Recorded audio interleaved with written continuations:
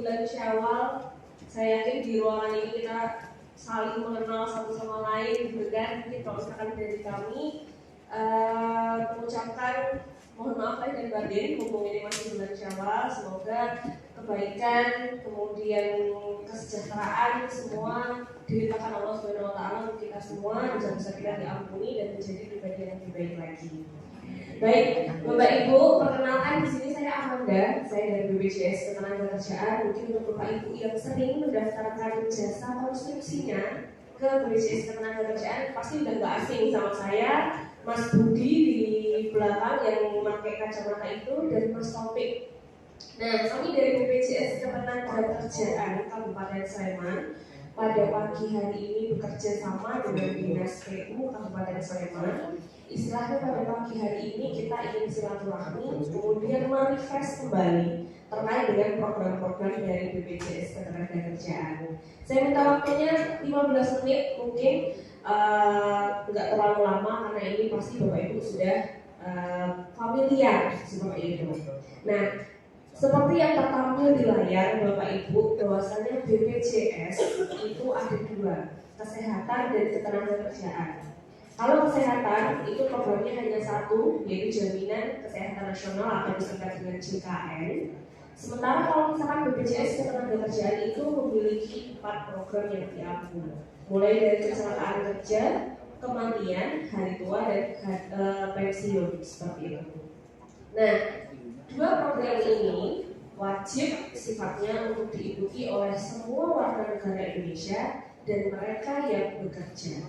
Jadi Bapak Ibu di sini mungkin bisa digarisbawahi bahwasanya ketika saya WNI statusnya, kemudian saya melakukan aktivitas bekerja, maka harus punya dua jaminan ini, Jaminan Kesehatan Nasional dan Jaminan Ketenagakerjaan oleh BPJS Ketenagakerjaan. Mungkin juga bisa dimulai direview karyawan saya, teman kanan kiri saya, apakah sudah terdaftar atau belum.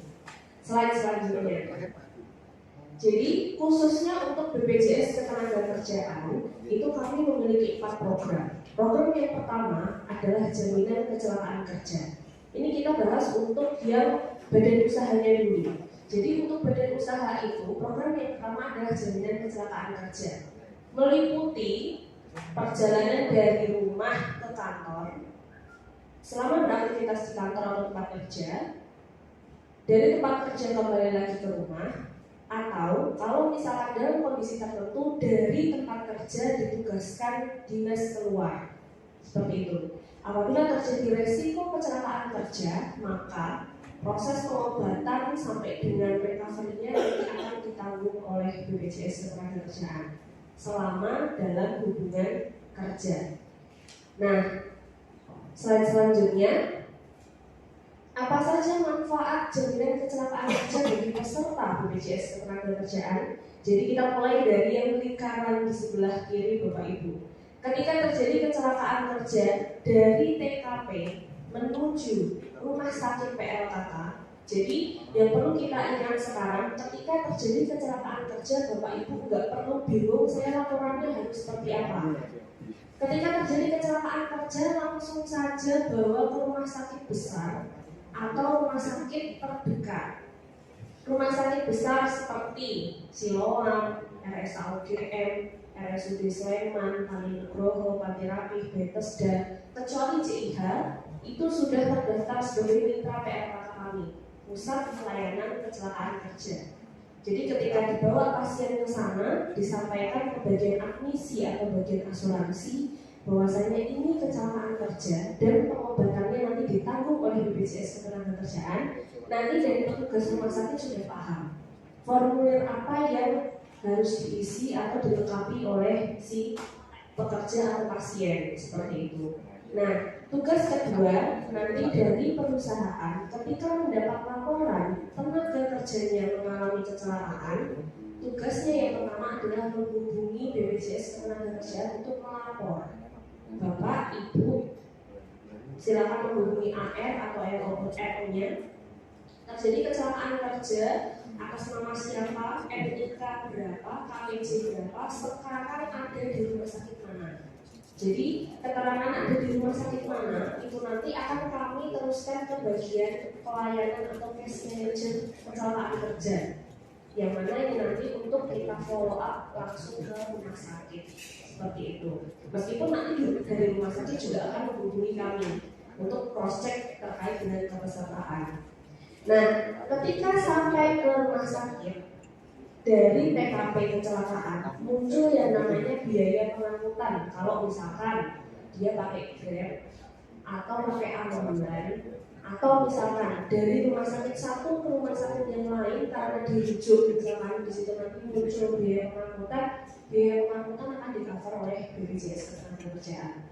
Nominalnya karena ini kita di Sleman, Jogja, mayoritas untuk transportasi adalah di darat, kita di maksimal 5 juta seperti itu. Kalau naik Grab berarti nanti bukti bayarnya apa mbak? Pakai screenshotan aja untuk habisnya berapa kayak gitu, itu sudah bisa dipakai. Kalau ambulan berarti kita mesti pembayaran seperti itu. Kemudian ketika sampai di rumah sakit, kita lihat yang nomor 1, biru nomor 1 yang atas. Jadi kalau rumah sakit negeri itu nanti pelayanan akan diberikan di kelas 1. Kalau di swasta di kelas 2. Tapi untuk proses pengobatan ini nanti disesuaikan dengan kebutuhan medis. Jadi kalau misalkan memang harus segera dioperasi dan lain-lain, ya itu nanti akan kami berikan tanpa harus nunggu kayak rujukan dulu atau nunggu kayak fase 1, fase 2, fase 3 dan selanjutnya. Bedakan deh. Jadi kalau kesehatan itu memang ada tahapan rujukan mulai dari fase 1, 2, 3.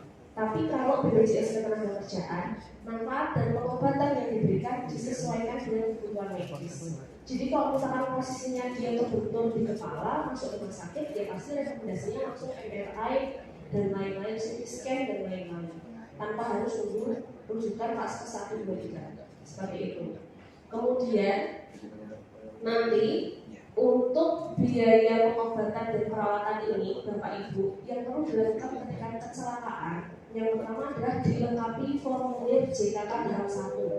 Jadi selamat pagi untuk semua pegawai di lingkungan Sekretariat Daerah Kabupaten Sleman. Sesaat lagi kami akan memperdengarkan lagu kebangsaan Indonesia Raya. Bapak Ibu dipersilakan untuk berdiri posisi. Kita dengarkan bersama lagu kebangsaan Indonesia Raya.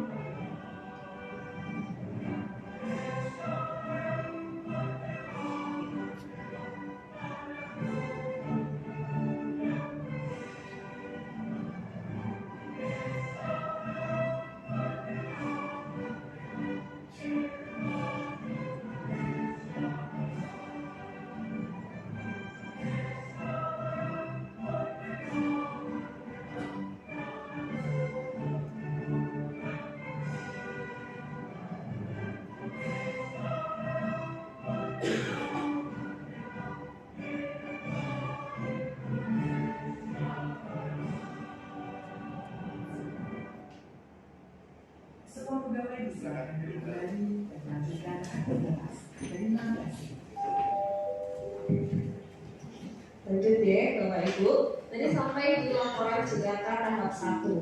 Jadi laporan JKK tahap 1 itu nanti fungsinya adalah melaporkan bahwa terjadi kecelakaan atas nama siapa dari perusahaan apa ke BPJS Ketenagakerjaan dan saat ini dalam proses pengobatan. Nah, Bapak Ibu di sini ketika dia sudah dirawat kemudian pulang ke rumah menjalani masa kontrol, istilahnya rawat jalan, itu nanti untuk JKK tahap 1 dilengkapi, kemudian kalau misalkan ada berkas yang diminta sama petugas pelayanan, itu nanti mohon untuk segera dikumpulkan seperti itu.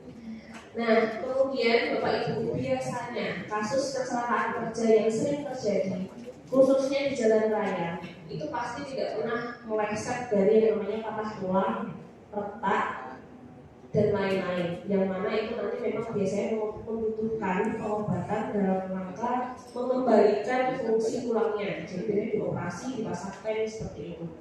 Nah, selama dia tidak bisa bekerja, itu nanti ada yang namanya santunan STMB. Mungkin Bapak Ibu di sini ada yang belum paham STMB ini sebenarnya pembayarannya itu kapan sih? Apakah ketika mereka itu diistirahat di rumah atau nanti? Jadi saya jelaskan untuk STMB ini dibayarkan ketika proses pengobatannya sudah selesai. Nonton jadi misalkan ada satu orang tenaga kerja dia kecelakaan, patah tulang di gips, dia istirahat gak boleh napak, jadi harus bed rest, betul bed rest 1 bulan. Maka 1 bulan dia tidak bisa bekerja, itu nanti dapatnya di STMB ini. Nominalnya berapa? Jadi 6 bulan pertama itu nanti 1 tahun pertama, 1 tahun pertama itu 100% dari upah yang dilaporkan. Jadi kalau misalkan upah yang dilaporkan di sini 2.500.000, berarti nanti selama 1 tahun dia tidak bisa bekerja akibat kecelakaan kerja, itu nanti akan mendapatkan 2.500.000. Kalau 2 bulan berarti tinggal dikalikan 2, 6 bulan tinggal dikalikan 6. Dengan syarat ada surat keterangan dari dokter yang menyatakan memang dia harus bed rest atau tidak beraktivitas selama masa tenggang waktu tertentu. Seperti itu. Kemudian ketika sudah diketok sama dokter yang merawat, ini sudah sembuh, sudah bisa beraktivitas kembali, maka nanti perhitungannya dari situ. Gitu ya, jadi STMB-nya perhitungannya dari awal dia dinyatakan harus bed rest sampai dengan dinyatakan dia sudah sembuh total bisa beraktivitas kembali. Nanti masanya dihitung dari situ. Kemudian ketika dinyatakan sembuh, itu nanti ada 3 kemungkinan. Jadi yang pertama, bekerja kembali, normal, utuh, kembali seperti semula, fungsinya kembali seperti semula. Kemudian yang kedua, ini yang agak riskan, muncul cacat. Cacat ini di kami ada 3 kategori. Cacat fungsi, sebagian anatomi, dan cacat total retak. Fungsi itu artinya ada organ tubuh yang fungsinya berkurang. Dari yang mungkin biasanya visusnya itu normal menjadi berkurang, pendengarannya berkurang, atau mungkin gerakannya berkurang berapa persen, seperti itu.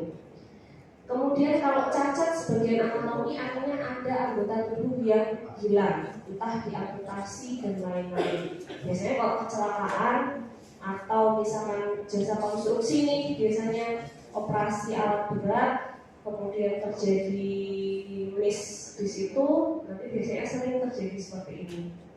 Kemudian yang ketiga adalah yang paling fatal, cacat total retak. Jadi di sini si tenaga kerja sudah tidak bisa melakukan aktivitas bekerja kembali. Jadi bisa dibilang lumpuh seperti itu. Nah, untuk santunannya di sini, jadi kalau misalkan dia bisa bekerja kembali, berarti kami hanya mengganti yang pertama biaya pengobatan, transportasi, STMB. Jadi cuma ada 3. Kalau misalkan muncul cacat, berarti poin pengangkutan, biaya pengobatan perawatan, STMB, dan santunan cacat. Kalau cacat fungsi berarti anggota tubuh mana yang berkurang fungsinya dikalikan persentase label. Jadi kalau BPJS Kesehatan Ketenagakerjaan itu sudah ada rate-nya. Jadi masing-masing anggota tubuh kita tuh udah ada nilainya berapa. Ibu jari, tangan kanan, tangan kiri, 1 ruas, 2 ruas itu sudah ada nilainya. Nah, dikalikan 80 bulan upah. Makanya di sini yang perlu kami tekankan Bapak Ibu terkait dengan upah. Upah itu tidak semata-mata sebagai penentu iuran, tapi juga penentu manfaat kalau misalkan amin-amin terjadi seperti ini. Jangan sampai misalkan nih upahnya itu realnya 5 juta ya dalam sebulan, tapi hanya dilaporkan UMK 2.315.000.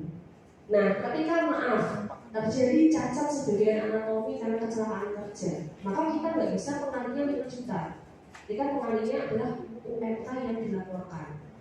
Jadi kalau misalkan dilaporkan real, memang nanti iurannya lebih besar. Tapi amit-amit kalau misalkan terjadi seperti ini, dia juga mendapatkan manfaat sesuai dengan yang sudah menjadi haknya, seperti itu. Jadi kalau kita laporkan lebih rendah, berarti nanti nominalnya juga lebih rendah. Kemudian untuk cacat total tetap, kaitannya terkait dengan jaminan kecelakaan kerja ini, nanti yang pertama mendapatkan 56 kali upah sebulan yang dilaporkan, santunan berkala 12 juta, dan langsung mendapatkan beasiswa anak apabila dia masih punya anak usia sekolah untuk 2 orang anak, masing-masing 174 juta. Itu kalau misalkan dikali besar itu tuh istilahnya dari TK sampai dengan perguruan tinggi. TK, J, PAUD, belum gitu. Jadi ini untuk apabila terjadi kecelakaan kemudian cacat. Kalau misalkan fatalnya kecelakaan pulang kerja meninggal dunia di tempat atau meninggal dunia ketika dibawa ke rumah sakit. Nah, itu nanti santunan yang kami berikan adalah 48 kali upah sebulan, santunan berkala 12 juta, biaya pemakaman 10 juta, dan beasiswa anak 174 juta per anak untuk 2 orang. Gitu, Jack. Mbak, kalau misalkan ketika meninggal dunia anaknya itu masih umur 1 tahun misalkan, atau belum masuk usia sekolah, itu nanti beasiswanya bagaimana? Beasiswanya bisa kami tunggu sampai dengan si anak ini masuk usia sekolah. Nanti tinggal dilaporkan saja, seperti itu.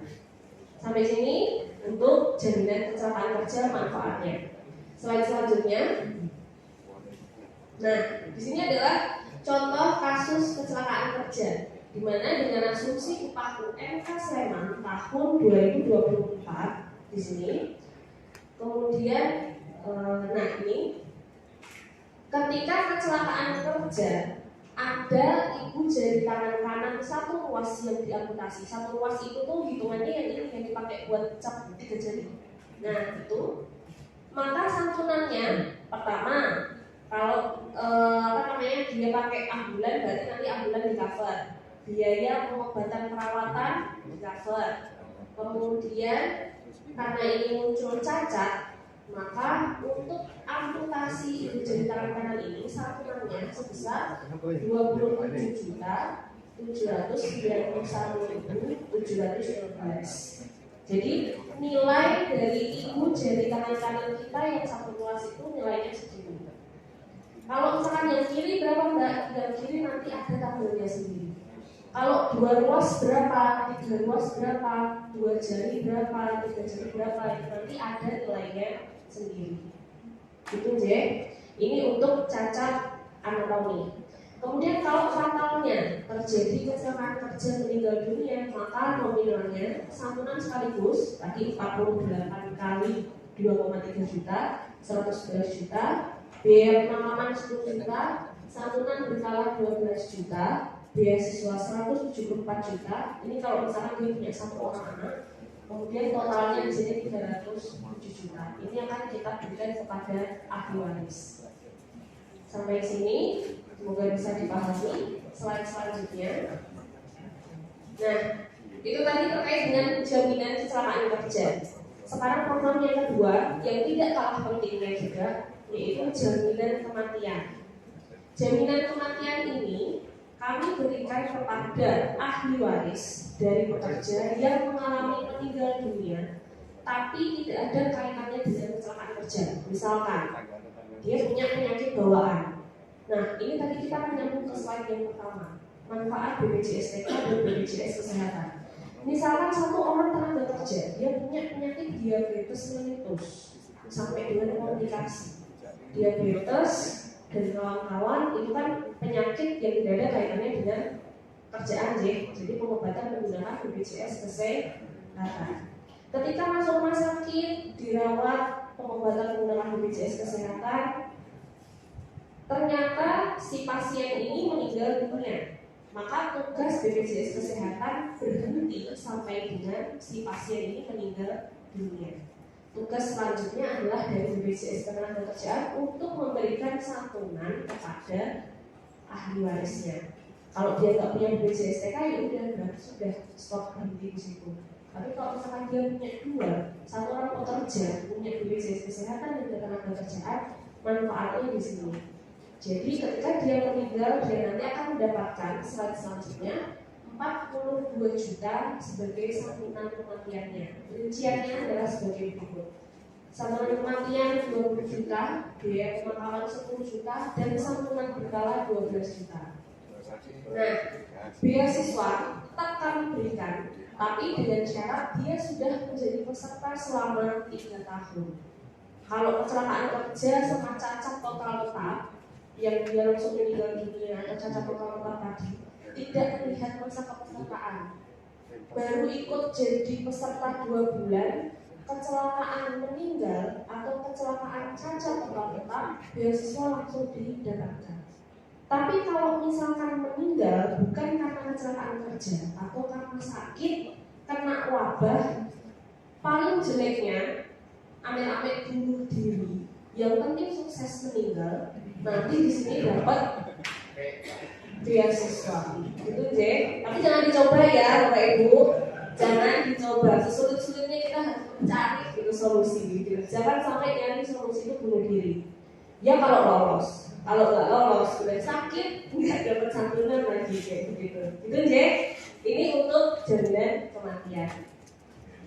Jaminan kecelakaan kerja dan jaminan kematian itu sifatnya perlindungan, Jack. Perlindungan nominalnya kalau misalkan mau dilihat lagi itu hanya kecil, tapi istilahnya kalau amit-amit terjadi apes, tamu yang tidak diundang ini datang, kita udah punya istilahnya kayak aku minimal aku punya sesuatu yang bisa tak gunakan untuk ahli warisku atau untuk aku ketika berobat mengalami kecelakaan kerja seperti itu. Nah ini yang saya sampaikan yang kedua program selanjutnya itu adalah yang senang-senangnya. Jadi kita punya yang namanya jaminan hari tua. Bapak Ibu kalau itu BPJS TK cuma 2 program itu rugi, karena di kami itu ada yang namanya jaminan hari tua. Jaminan hari tua ini besarannya 5,7%, memang besar, tapi bisa digunakan oleh Bapak Ibu ketika sudah tidak bekerja lagi. Bisa diambil 100%, malah kadang-kadang dapat imbuhan atau pengembangan seperti itu. Nah, ini pun untuk karyawan itu enggak 5,7% gelondongan segitu dipotong dari gaji, tidak. Jadi karyawan itu hanya dipotong 2%. Jadi 5,7% ini komposisinya 2% pekerja, 3,7% dari perusahaan. Tapi nanti yang didapatkan sama pekerja nilainya 5,7%. Begitu. Slide selanjutnya. Nah, di sini kira-kira kapan ya Mbak aku bisa mempunyai JHT misalkan? JHT itu bisa diklaim kalau syaratnya ini. Pertama, udah memasuki masa usia pensiun 57 tahun. Meskipun di Indonesia itu kadang-kadang ada yang mereka itu bekerja sampai lebih dari usia 57. Jadi 60 masih bekerja, 65 masih bekerja, itu banyak kok di Indonesia. Jadi kalau misalkan sudah mencapai usia 57 tahun, mau masih bekerja atau tidak, mau ngambil JHT sudah bisa dilakukan. Kalau masih aktif berarti nggak usah menonaktifkan, udah bisa langsung diambil. Syaratnya tinggal datang ke kantor, membawa KTP, KK, kemudian kartu BPJS Ketenagakerjaan, surat pengantar dari perusahaan yang menyatakan bahwa memang bapak atau ibu ini bekerja di perusahaan itu dari kapan sampai dengan saat ini, dan surat itu dipergunakan untuk mengambil saldo JHT, berarti tidak bisa diambil. Itu Jack. Kemudian yang kedua, mengalami cacat total tetap. Jadi tadi ya, cacat total tetap, JHT sudah bisa diklaim. Ketiga, meninggal dunia, jadi nanti ahli waris yang melakukan klaim mengundurkan diri. Nah ini yang paling sering, kalau misalkan mengundurkan diri Bapak Ibu, masa tunggunya 1 bulan. Dinonaktifkan di bulan April, berarti baru bisa diambil di bulan Mei. Kemudian yang kelima, pindah kewarganegaraan. Misalnya pindah ke Brazil, pindah ke Iran misalnya, mau ikut jihad di sana, misalkan seperti itu, dan nanti sudah bisa diambil untuk JHT-nya. Selanjutnya, nah kalau yang program terakhir ini Bapak Ibu, ini adalah jaminan pensiun. Konsepnya sama seperti JHT, tabungan. Jadi ini konsepnya sama tabungan, bisa diambil oleh Bapak Ibu. Hanya saja bedanya, kalau JHT tadi kan masa tunggu minimal 1 bulan. Kalau ini harus mencapai usia pensiun yang ditetapkan oleh Kementerian Tenagakerjaan dulu. Jadi kalau tahun 2024 ini usia pensiun oleh Kementerian Tenagakerjaan itu masih di angka 58 tahun. Jadi kalau misalkan Bapak Ibu berhenti bekerja di usia 55 tahun, udah SK pensiun nih dari usia 55 tahun, kemudian ngambil JHT, itu nanti sudah bisa, tapi JP-nya ditahan 3 tahun lagi baru bisa diambil. Rate-nya berapa? Rate-nya di 3%. 1% dipotongkan dari gaji karyawan, 2% dibayarkan oleh perusahaan. Selanjutnya, untuk mekanisme jaminan pensiun ini pembayarannya ada 2. Nah ini untuk Bapak Ibu yang punya pekerja milenial, pekerja muda, kalau sudah jadi peserta BPJS Ketenagakerjaan, khususnya di program jaminan pensiun 15 tahun atau lebih, pembayarannya nanti seperti PNS tiap bulan. Nominalnya nanti dihitung dari density rate atau kepadatan. Kalau misalkan belum ikut 15 tahun, maka nanti kita bayarkan sama seperti JHT. Jadi terkumpulnya 20 juta ya berarti kita bayarkan langsung 20 juta gitu. Seperti itu. Nah, kalau misalkan Mbak pahit-pahitnya si tenaga kerja ini belum sampai usia pensiun, dia udah meninggal dunia. Nah, nanti untuk yang sudah meninggal dunia, kami bayarkan kepada ahli waris. Seperti itu. Jadi sama kayak JHT, sama kayak tabungan yang lain. Selanjutnya, nah ini kurang lebih untuk perhitungannya ya. Perhitungannya kalau untuk yang berkala atau yang dibayarkan bulanan karena dia sudah lebih dari 15 tahun, kira-kira untuk perhitungannya seperti ini. Tapi kalau ini kan aktuaria ya yang bisa tahu, dan kita tuh biasanya cuma langsung masukin angka, gaji berapa, masa perusahaan berapa, usia sekarang berapa, setiap tahun yang berapa nanti akan langsung ketemu. Nah ini kurang lebih ada yang bisa sampai 4.200.000 setiap bulannya untuk manfaat berkala ini. Paling minim di angka 355, dan ini setiap tahun angkanya terkoreksi karena kan rata-rata kalau misalkan menggunakan standar UMK, berarti kan upahnya ada kenaikan karena kan kalau UMK kan naik ya setiap tahun. Nah jadi setiap tahun apabila upahnya naik atau berubah, di sini nanti sudah akan terkoreksi. Jadi ini bukan angka valid atau angka pasti seperti itu, jadi masih ada perbedaan. Selanjutnya, nah di sini Bapak Ibu, kalau misalkan upahnya menggunakan UMK ikut 2 program, itu nanti berarti cuma 5.558 ditambah 6.900, jadi kurang lebih di angka 12.500 sekian. Itu untuk JKK dan JKM setiap bulannya per orang.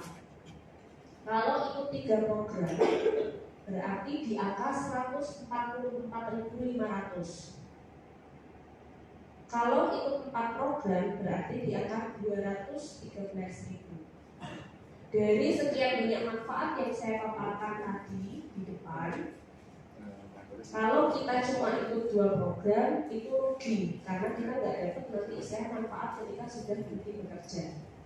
Jadi untuk Bapak Ibu di sini kalau saya boleh menyarankan dari segi bisnis minimal di 3 program atau 4 program sekaligus sesuai dengan kemampuan finansial dari masing-masing badan usaha. gitu ya. Jadi 3 program 144.500 per orang per bulan. Kalau 4 program 213.900 per orang per bulan. Ini slide terakhir deh, Bapak. Oke. Sampai sini mungkin ini adalah paparan kami dari BPJS Ketenagakerjaan. Bapak Ibu sudah familiar, sudah paham, bahkan sudah ada yang menjadi peserta setiap bulan rajin bayar. Tapi saya yakin semoga ini tadi kita bisa merefresh, meremind lagi. Oh ternyata begini, kalau terjadi kecelakaan kerja begini, manfaatnya JHT begini, manfaat JP seperti ini, begitu. Semoga ini nanti bisa diteruskan ke karyawan masing-masing. Dan mungkin menyambung yang tadi disampaikan oleh Pak Taufik, bahwasanya untuk yang hadir di ruangan ini adalah badan-badan usaha yang menyediakan jasa konstruksi. Saya menyediakan jasa untuk proyek konstruksi.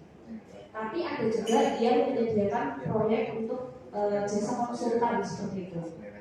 Untuk badan usaha yang sudah terdaftar, kami ucapkan terima kasih. Kemudian yang sudah secara rutin mendaftarkan jasa konstruksinya apabila memiliki proyek di program jasa konstruksi, kami juga ucapkan terima kasih dan apresiasi setinggi-tingginya. Bagi Bapak Ibu, ini nanti kita juga masih merangkum lagi, menggodok lagi terkait dengan konsultan. Nah, satu hal mungkin yang perlu saya sampaikan terkait dengan jasa konstruksi Bapak Ibu. Biasanya untuk pendaftaran pertama itu kan tenaga kerjanya ada 5 minimal.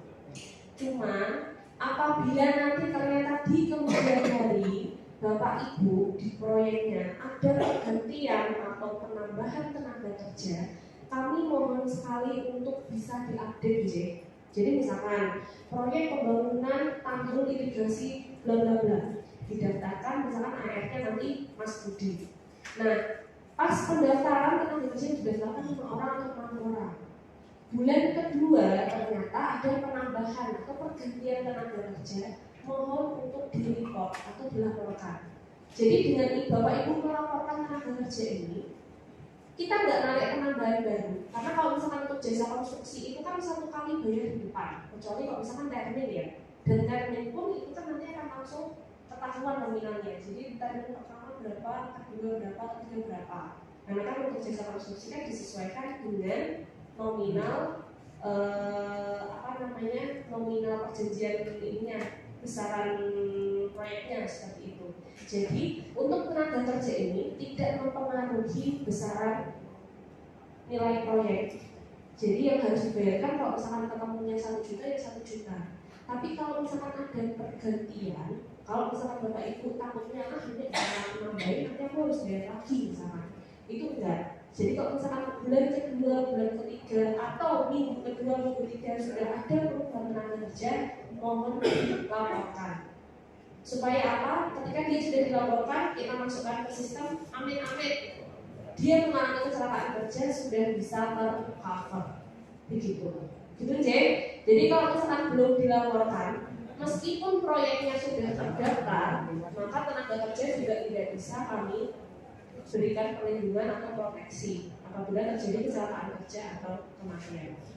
Mungkin itu Pak Fajar, Bapak Ibu sekalian yang bisa saya sampaikan. Semoga informasi ini bermanfaat, kemudian bisa diimplementasikan. Gitu ya. Akhir kata, wassalamualaikum warahmatullahi wabarakatuh. Terima kasih Bu Amanda. Ini cukup menggiurkan ya. Tadi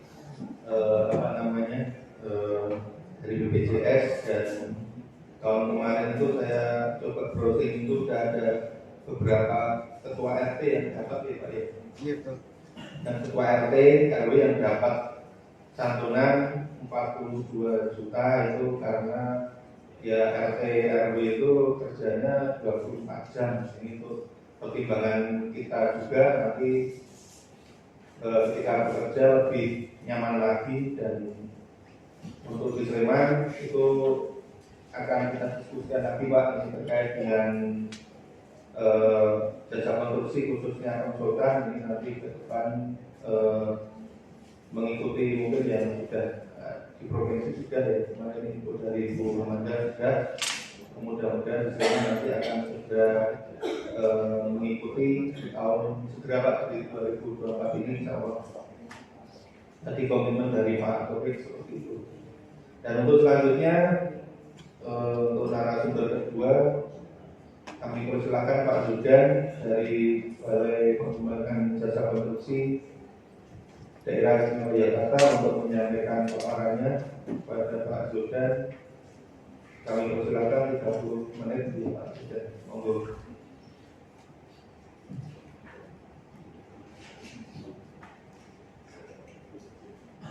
Ini mungkin juga Pak Zudan kurang agak terganggu, ini baru ada pemeriksaan BPK ya Pak Zudan ya. Jadi nanti beliau mohon izin terlambat dan nanti akan melanjutkan lagi ketemu dengan BPK mudah-mudahan lancar.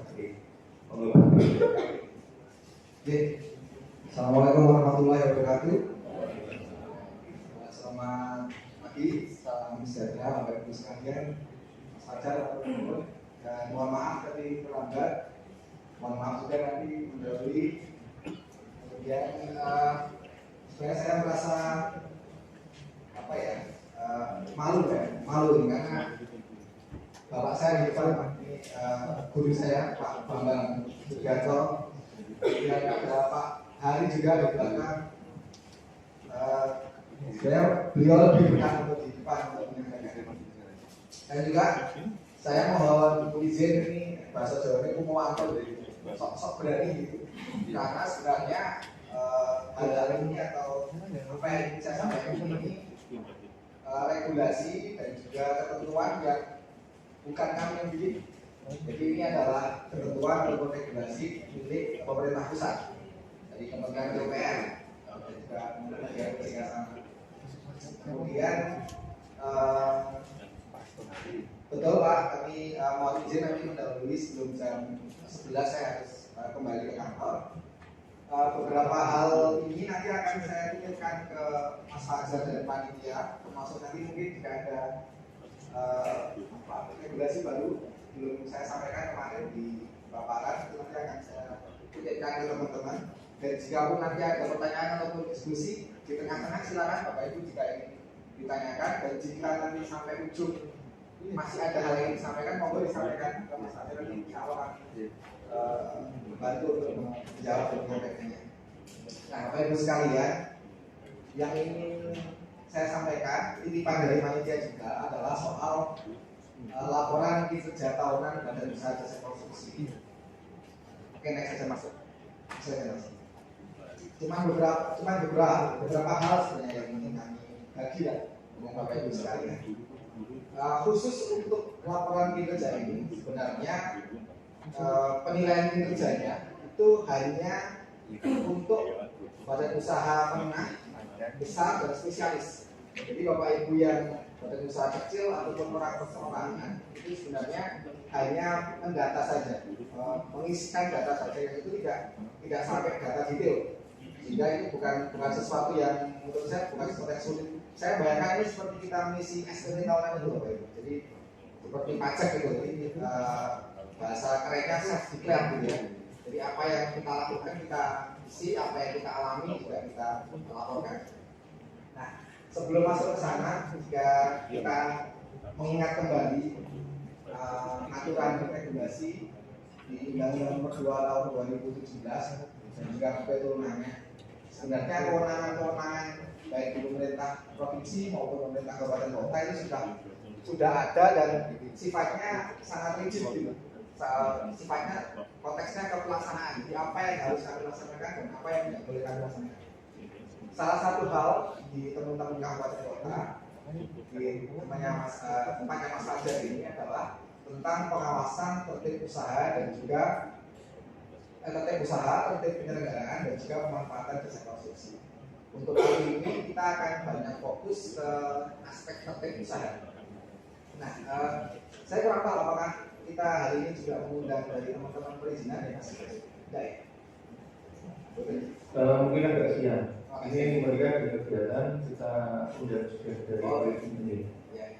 Jadi memang banyak hal yang sifatnya tertib usaha ini hubungannya langsung dengan nomor induk usaha.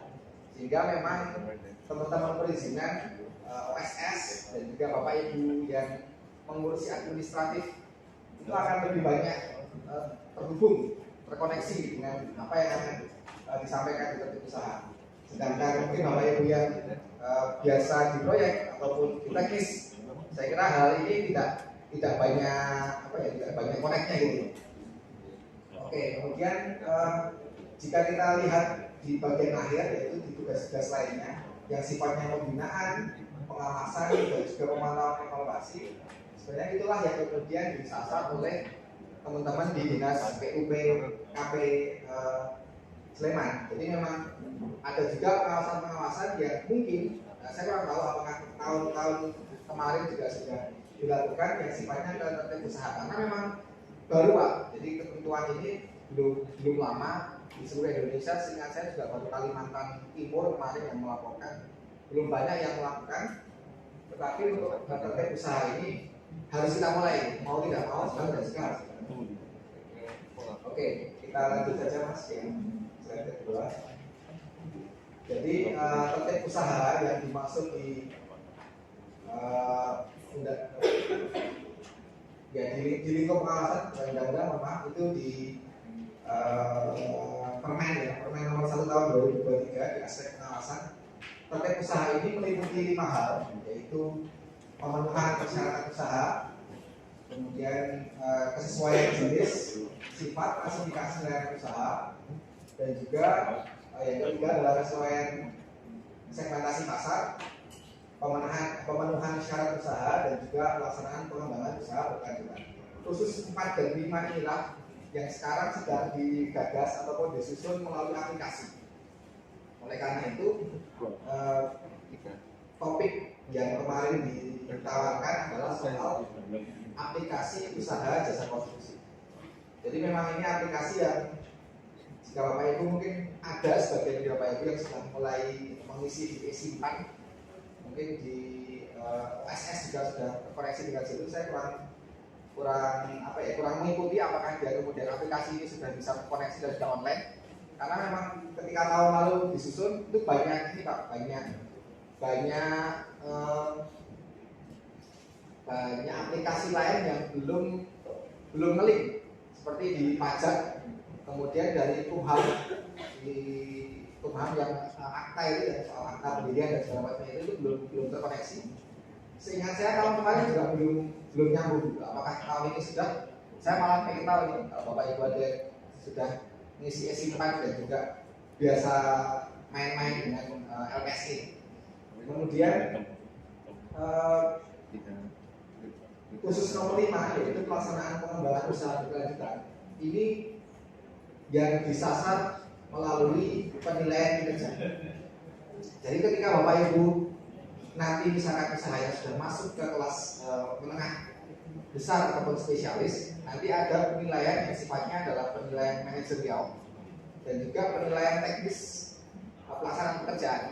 Yang ini nanti dinilai langsung oleh sistem. Jadi dinilai langsung oleh sistem dan juga melalui input dari PPK. Jadi apa yang nanti Bapak Ibu sampaikan lewat aplikasi itu akan diverifikasi oleh PPK dan juga oleh sistem secara otomatis. Kita lanjut. Baik, jadi sama, mohon maaf itu salah bukan undang-undang tapi peraturan menteri. Laporan pengawasan rutin yang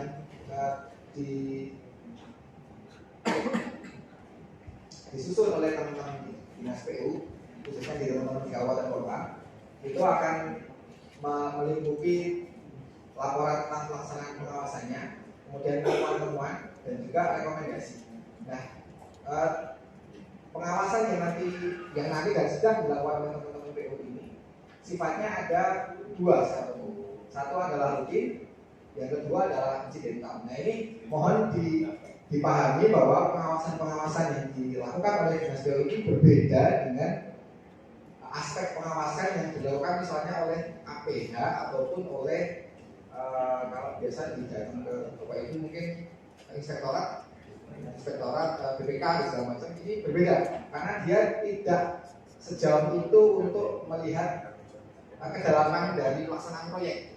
Jadi dia hanya memastikan bahwa apa syarat-syarat administrasinya itu memang sudah clear, itu sudah terpenuhi. Jadi saya cuma mengulang apa-apa yang dilakukan oleh teman-teman di aspek tender. Karena memang sekarang kan eranya sudah bergeser ya dari tender ke katalog kalau misalnya. Jadi Seman sudah mulai ya Mas Fajar? Belum ya. Kemarin seingat saya yang santun komunikasi dengan kami itu Progo santun seingat saya dengan masuk ke katalog. Nah ini sebenarnya syarat-syaratnya itu mirip-mirip gitu ya. Jadi apa yang diminta oleh pelaksanaan pekerjaan ketika di tahap awal tender itu ataupun lewat proses katalog, itulah yang akan dicek. Dan ini sifatnya lagi-lagi self declare. Jadi ketika Bapak Ibu merasa bahwa apa yang Anda lakukan sudah memenuhi, maka kami juga akan langsung cetak oke aja gitu. Tidak ada pendalaman seperti di BPK atau setempat ketika dia menanyakan Bapak Ibu, menanyakan tenaga kerjanya mana misalnya gitu, progresnya sejauh apa, mengukur pakai misal dan segala, enggak sejauh itulah. Ini aspeknya hanya pengawasan dalam rangka pemenuhan administrasi. Nah, dua hal tadi baik rutin maupun insidental ini adalah sesuatu yang dimulai ataupun digagas secara internal oleh masing-masing pemerintah kabupaten maupun kota. Nah, kemudian yang terakhir ini yang sifatnya adalah pengawasan tahunan, ini tidak hanya dilakukan dari instansi saja, dari OPD saja, tapi laporan tahunan ini akan mengacu kepada apa yang Bapak Ibu sampaikan lewat aplikasi usaha jasa konstruksi. Itulah yang saya sebutkan tadi, ngeling dengan OSS, ngeling dengan aplikasi milik Tuhan dan segala macam, termasuk dari APSC. Dan ini tidak ada dokumen fisik, jadi semuanya serba online. Bapak Ibu juga mengisikan juga serba online. Lagi-lagi dia harus declare, jadi apa yang Bapak alami, apa yang Bapak Ibu alami selama proyek, gitu ya, laporan data perusahaan Bapak Ibu sekalian itu diupload sendiri, diakui sendiri, dan kami di tingkat pemerintah provinsi maupun kabupaten kota itu tidak akan ngecek satu persatu. Kita lanjut selanjutnya. Oke, jadi ketika melihat aspek pengawasan di PP nomor 5, khusus untuk PP ini memang lanjut gitu ya. Jadi PP 5 ini nanti ada tindak lanjutnya di PP 6. Jadi 2 PP memang Bapak Ibu harus mengulik, harus membaca ketika ingin memahami soal pengawasan. Ada 2 secara garis besar kewajiban badan usaha, yaitu adalah yang pertama laporan kegiatan tahunan, yang kedua adalah pencatatan pengalaman. Nah, ini yang mungkin juga sedikit banyak agak terkoneksi dengan teman-teman di BP Japsostek, yaitu tentang pemenuhan persyaratan standar keamanan, keselamatan, kesehatan, dan keberlanjutan. Ini salah satu dokumen yang memang harus di-upload di laporan itu adalah status terdaftar di BP Japsostek, baik yang sifatnya perusahaan maupun jika Bapak Ibu mendapatkan proyek. Jadi ada dua hal pendaftaran yang memang harus disampaikan. Biasanya saya lewat yang proyek ini, karena kalau Bapak Ibu mengajukan termin pertama, termin kedua ya, itu kadang-kadang yang diminta oleh PPK hanya syarat pendaftaran BP Japsostek. Nah, biasanya untuk beberapa PPK, saya kurang tahu ya kalau di Sleman itu dia mintanya 2 Pak. Jadi satu adalah perusahaannya terdaftar, dan yang kedua proyeknya juga terdaftar. Jadi ada dua sisi itu. Karena kalau proyeknya nggak terdaftar, itu ketika ada kecelakaan kerja, setahu saya dia tidak bisa tercover. Dan ada syarat sekian hari gitu pelaporannya, 30 hari atau berapa. Nah, kemudian yang kedua adalah tentang list daftar penggunaan tenaga kerja konstruksi bersertifikat. Nah ini mungkin yang juga perlu diperhatikan ataupun dirembuk bersama, karena saya yakin Bapak Ibu yang duduk di sini 1, 2, 3 mungkin sebagian dari Bapak Ibu sekalian itu juga aktif di organisasi baik itu asosiasi profesi maupun asosiasi perusahaan. Memang tenaga kerja konstruksi ini suka tidak suka, mau tidak mau, syarat sertifikasi ini ada dan harus terpenuhi. Nah, jangan khawatir karena memang untuk level tukang, sertifikasi level tukang itu Bapak Ibu bisa mengakses fasilitasi baik itu pelatihan maupun sertifikasi itu melalui pemerintah kabupaten kota dan juga Kementerian PUPR melalui Balai Jasa Konstruksi Surabaya. Nanti Pak Bapak Sugi itu bisa terkoneksi apa ya dengan Balai Surabaya. Jadi memang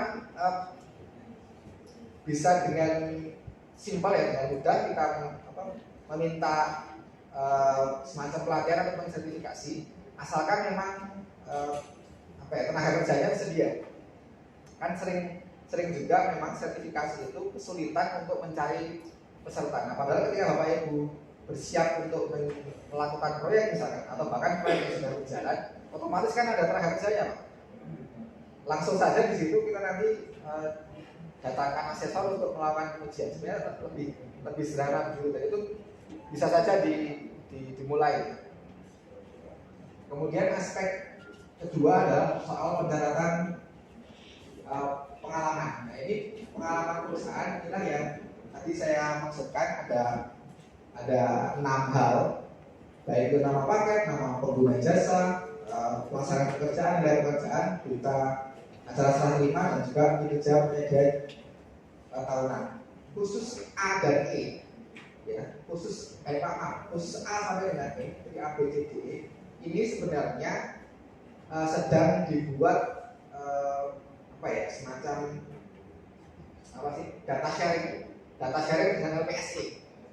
Jadi sedang disusun data sharing dengan LPSC sehingga nanti Bapak Ibu tinggal mencetak saja, memastikan saja, karena datanya kan sudah ada Pak di LPSC. Bapak Ibu sudah berproses baik itu tender, katalog ataupun pengadaan langsung, itu semua kan sekarang tercatat semua. Jadi tinggal checklist saja, menyetak saja. Nah, cuma memang dalam sistem yang baru di seingat saya bulan pas puasa itu ketika kami dapat informasi tentang sosialisasi itu juga, itu memang belum sampai datanya belum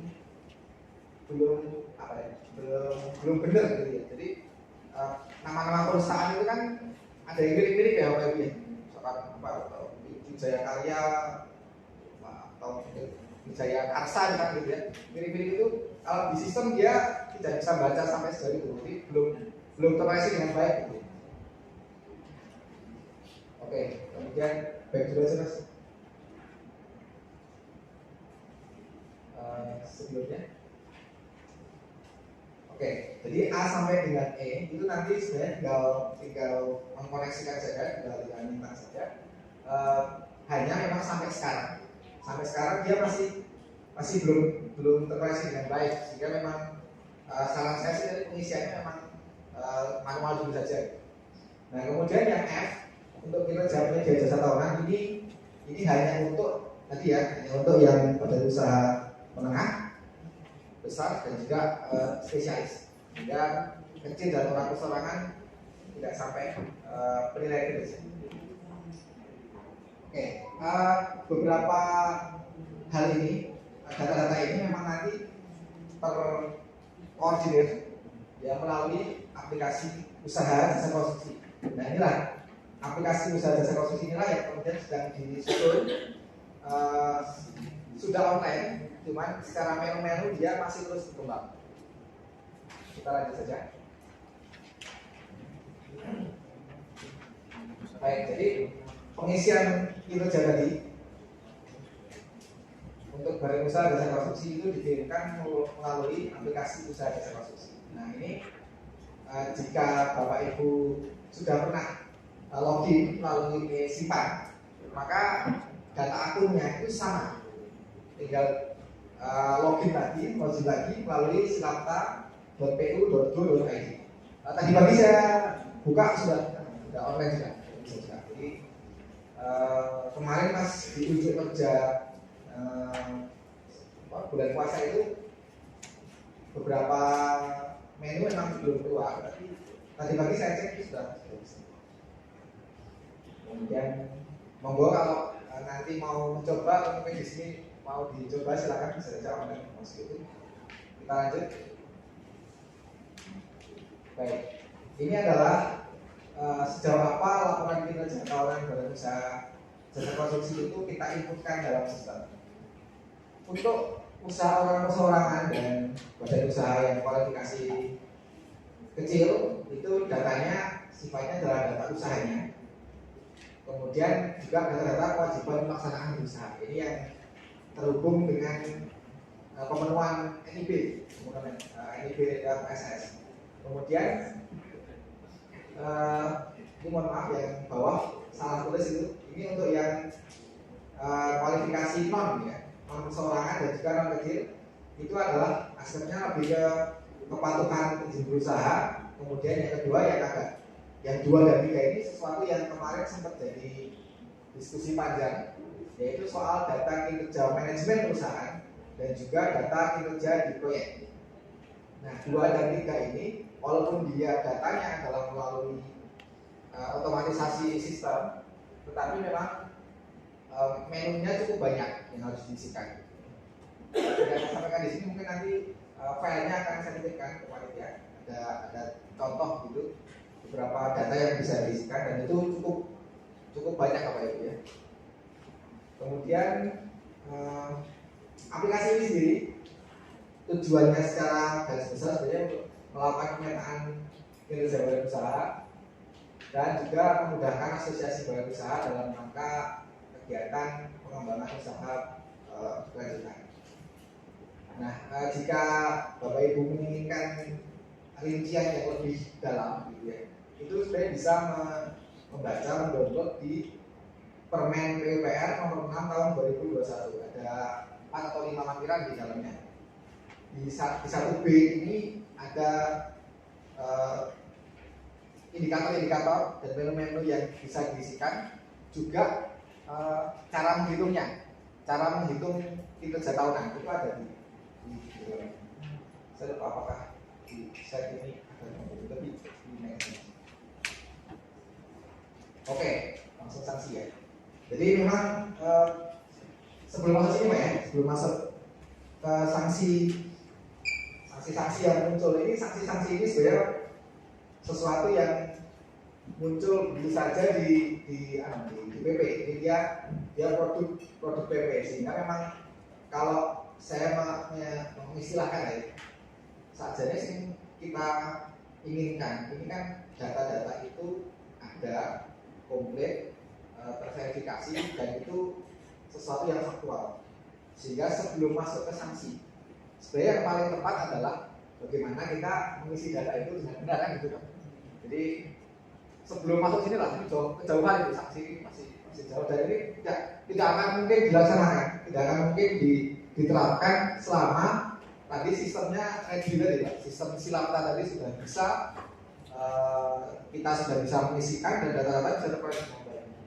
Jauh sebelum sini, yang paling penting adalah data tadi Pak, data isipan maupun Silapta tadi sudah berusaha kita isikan itu aja. Baik itu yang sifatnya yang manual kita isikan secara sendiri, ataupun dia yang data yang terkoneksi dengan LPSK ataupun dari aplikasi Kumham itu sudah kita isi. Sehingga memang harus, saya nyebutnya harus rajin membuka aplikasi tadi Silapta tadi, ngecek keabsahan data kita sudah betul apa tidak. Kalau yang ini monggo lagi dibuka sendiri karena tidak secara apa ya, sebaiknya tidak dilakukan lah, tidak kita paksakan untuk masuk ke sanksi karena memang dari sistemnya sendiri sampai sekarang juga belum 100%. Lanjut aja Mas. Oke. Jadi memang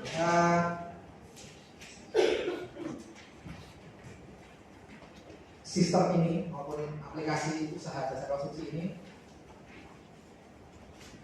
kalau saya nyebutnya itu masih dalam tahap pengembangan terus-menerus.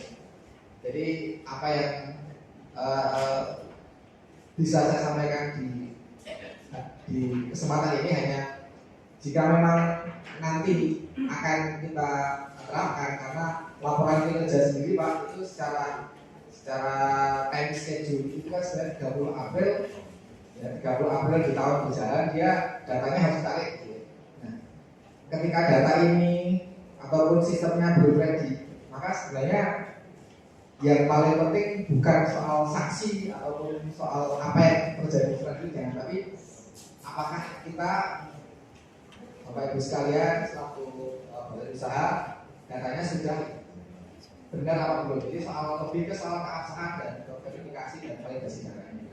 Jadi jauh saksi jauh sebelum aplikasi ini bisa kita terapkan dengan 100%. Memang yang paling penting soal data dan kelengkapan perizinan Bapak Ibu, mohon dipastikan klasifikasinya benar, kualifikasinya benar,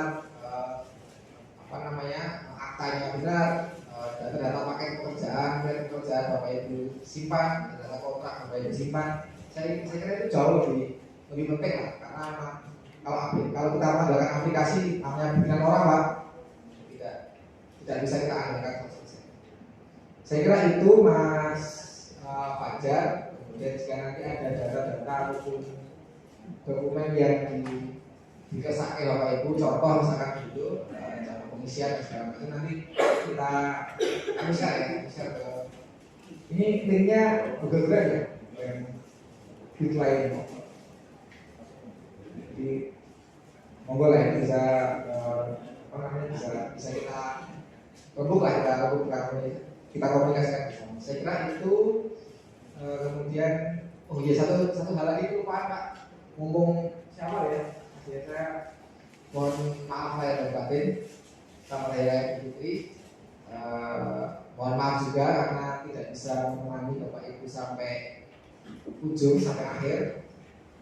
Semoga apa yang saya sampaikan bisa memberikan manfaat, dan saya berjanji Pak, jika memang ada hal yang diperlukan Bapak Ibu dalam rangka pengisian ini, kami siap mensupport, contoh ataupun tutorial ataupun data regulasi kami share ke Mas Fajar dan teman-teman panitia. Saya kira itu saya cukupkan dari saya. Terima kasih.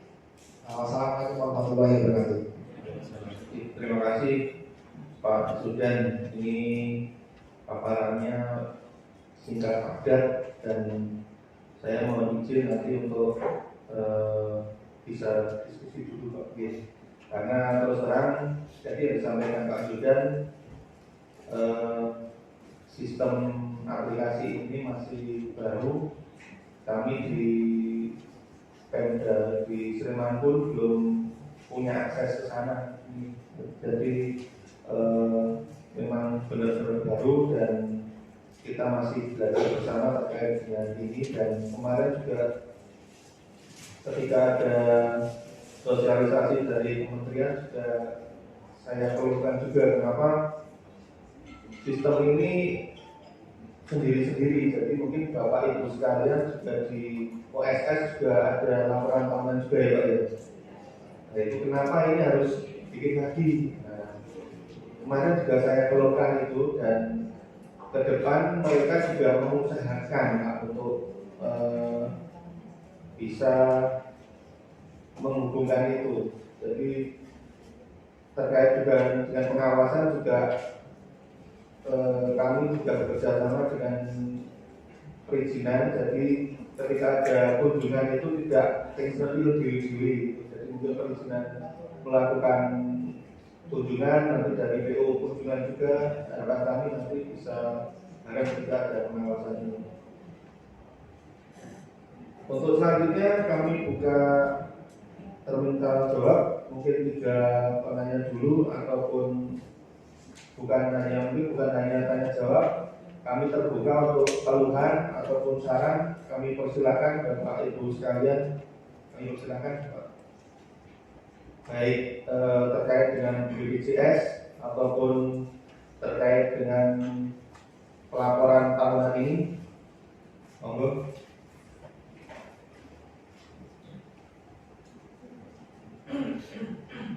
Jadi monggo Bapak, mungkin nama, kemudian dari badan usaha CPPT mana, silakan Bapak.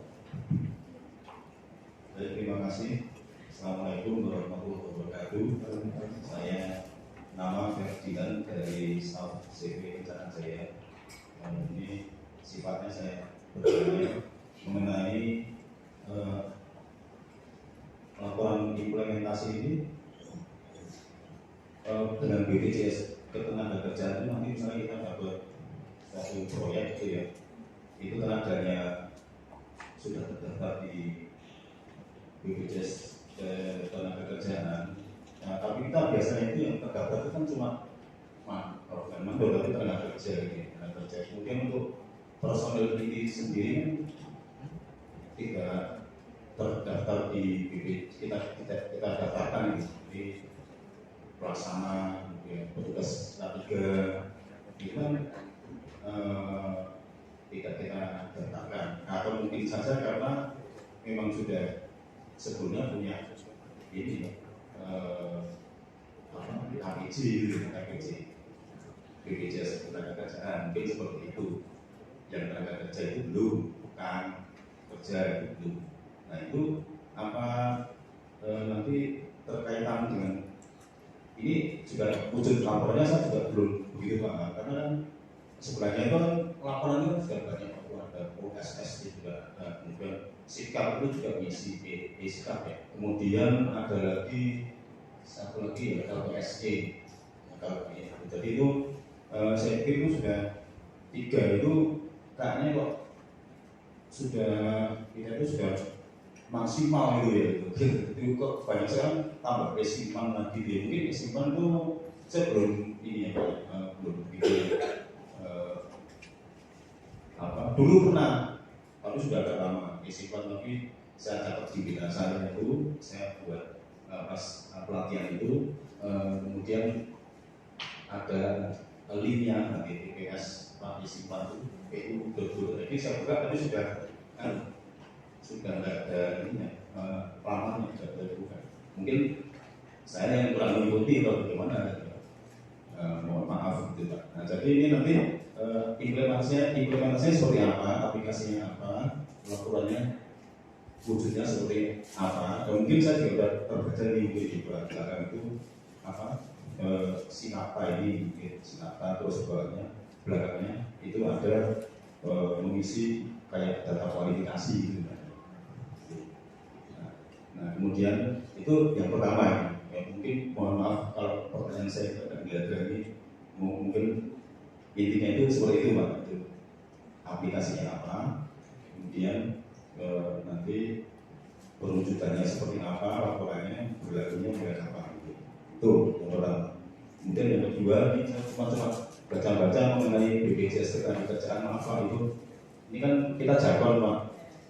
Itu saya baca-baca di iuran per bulan itu kan itu iuran jargon Pak. Berarti kan iuran saya kegedean Pak berarti. Itu jika itu berapa itu Pak? Itu faktornya itu berapa persen dulu? JKK-nya itu berapa persen?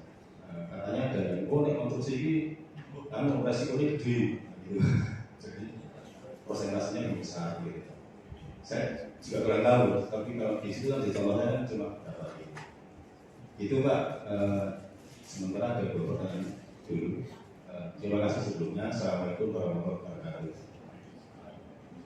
Terima kasih Pak Ferdinand. Menurut Bapak Ibu sekalian, ada lagi? Monggo, Bu Asmo. Assalamualaikum warahmatullahi wabarakatuh. Saya Maita dari Sekretariat Konsultan ya Pak. Bu Sinta. Maita. Saya mau menanyakan untuk aplikasi Silapta. Ini saya coba menanyakan untuk laporan kinerja tahunan ini nanti berkesinambungan kayak sama kalau kita kan sifatnya harus mengisi ya secara manual gitu.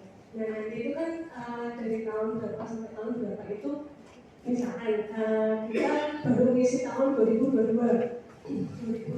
nya belum gitu. Itu di Silata itu nanti kelihatan nggak ya?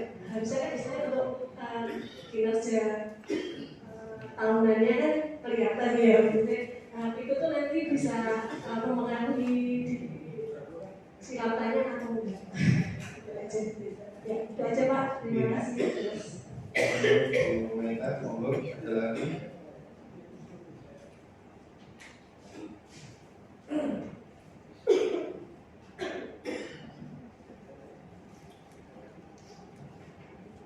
Mungkin sambil menunggu nanti ada pertanyaan, mungkin 3 pertanyaan ini kami persilakan kepada terkait dengan BPJS tadi dari Pak Ferdinand itu. Mungkin lebih tepatnya ini yang apa? Nah ini atau enggak gitu ya Pak ya? Namanya itu kan ada yang tidak terdaftar Pak itu.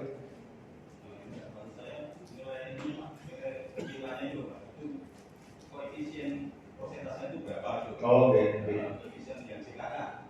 Itu ada cuma berapa persen atau ada yang lagi itu. Monggo Bu Manda mau menjelaskan. Oh, Pak. Bapak monggo. Yang pertanyaan sedikit dulu ya, Pak Ferdinand, jadi terkait dengan web JKK ya. Jadi yang diterangkan sementara pernah ataupun saya didasarkan kami untuk jasa produksi itu adalah pekerja proyek ya, pekerja di lapangan ya. Jadi ketika ada proyek tertentu tidak tekan karena sesuai nilai proyek. Kalau untuk pekerja yang di lapangan itu nanti rate-nya berbeda dengan apa yang disampaikan Mbak Manda tadi untuk pekerja atau pegawai yang sebenarnya memang rutin, pekerja rutin, kan ada tipenya berbeda. Jadi kalau teman-teman yang bekerja pada sebuah lembaga hukum ataupun perusahaan baik itu perorangan maupun lembaga yang lain, dia kan bekerjanya continue. Jadi setiap hari kerja, terus setiap bulan dapat gaji gitu. Nah itu yang membedakan. Itu yang dinamakan tadi dengan pekerja menerima upah. Menerima upah. Kalau rate tadi disebutkan di dalam itu 0,24 sampai dengan 1,74, tergantung dari karakteristik pekerjaannya. Kalau Bapak itu semua itu kerjaannya di administratif misalnya, dia katanya 0,24. Kalau di perusahaan industri ya, misalnya saya saja ya, itu katanya 0,89. Kalau dia kerja di rumah makan di PSU itu katanya 0,54. Tergantung kan ada tabel-tabel dari kementerian itu. Nah, saya itu menetapkan di situ tergantung dari nilai risikonya. Nilai risikonya. Jadi itu yang membedakan kenapa berbeda. Tapi kalau untuk pekerja yang di lapangan, yang tukang dan sebagainya di lapangan itu flat semua. Itu penghitungannya nilai proyek dikalikan nanti 1,74 ya. 1,74 flat ya. Jadi dari hanya bersih-bersih lahan, rumput, sampai pengecoran, sampai finishing di lantai 50 sekalipun sama. Ya, sama. Nah, jadi yang dihitung dia hanya nilai proyeknya, tidak menghitung jumlah orangnya. Nah, kalau yang tadi, yang terima upah tadi yang awal, yang pekerja yang rutin tadi, itu dihitung orangnya. Jadi istilahnya gundulan. Jadi kalau dia orang 10, sama satu orang bayarnya tadi 100.000, berarti 100 kali 10 orang. Tapi kalau untuk proyek tidak.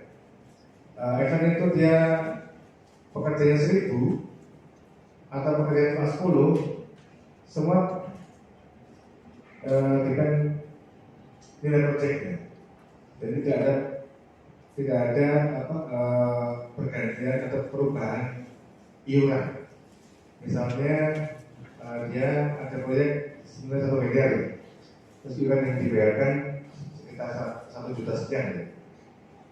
Itu misalnya di awal proyek 5 orang, terus kemudian di pertengahan proyek sampai dengan 50 orang, sama iurannya ya di awal tadi cuma 1 juta lagi, tidak ada perubahan. Itu sampai dengan proyek berakhir, sampai proyek berakhir dan tanggungannya sampai dengan masa pemeliharaan.